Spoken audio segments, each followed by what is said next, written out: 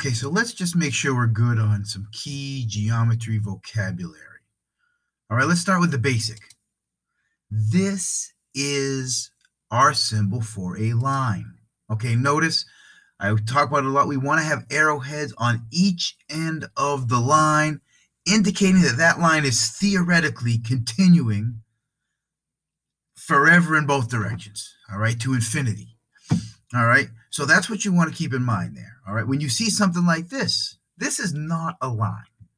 Okay, although it looks very much like a line, right, because it's straight, right? But remember, we call this a line segment. It's a piece of a line because you don't have those arrowheads there. When you write that, you're saying your line stops at the ends of the line, right? It doesn't continue.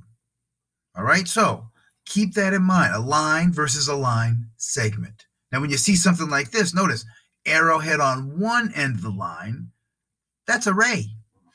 Think of like a ray of sunlight coming down in one direction, right? So it's just moving in one direction. The other direction is stopped, and the other one continues on forever, theoretically, to infinity. All right, so a line segment, and a ray. All right, let's go ahead.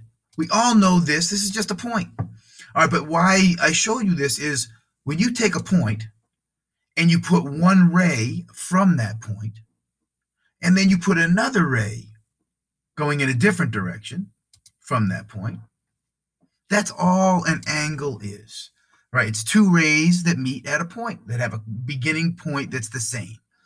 All right, that's all an angle is, all right? Two rays put together, so to speak.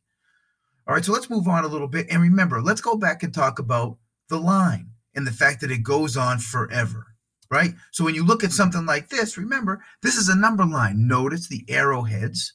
And remember, this is just our x-axis, our horizontal number line, right? And notice the arrowheads continuing on in both directions.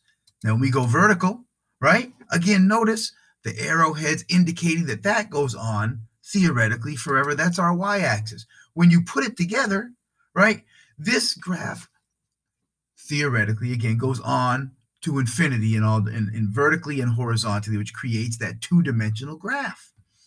All right, we know right here, again, that key point right there, that right there is the origin, and that is 0, 0. 0 on the x and 0 on the y, right? They meet right there at the 0. Okay, so let's just quickly review here about some details about this graph, right? Other than the fact that we have lines for x and y axis, which you pretty much should have known by now. Take a look. Everything in this quadrant right here, we break this into 4 pieces, so each is a quadrant. Everything in there is positive x and positive y. Every point that I put in that quadrant is positive, positive.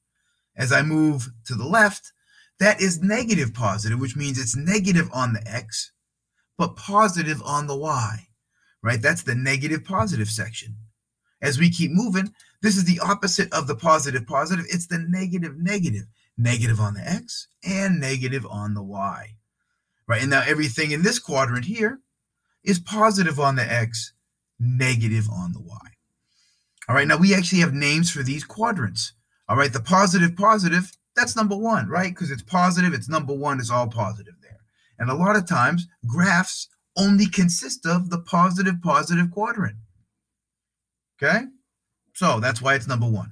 As we move counterclockwise, that's quadrant 2. The negative positive. Quadrant 3, there's the negative negative, and quadrant 4 is the positive negative right there. So keep in mind that the number 1 is the positive positive quadrant. All right, keep that in mind throughout. It makes you graphing a lot simpler when you think of the points as which quadrant they are in.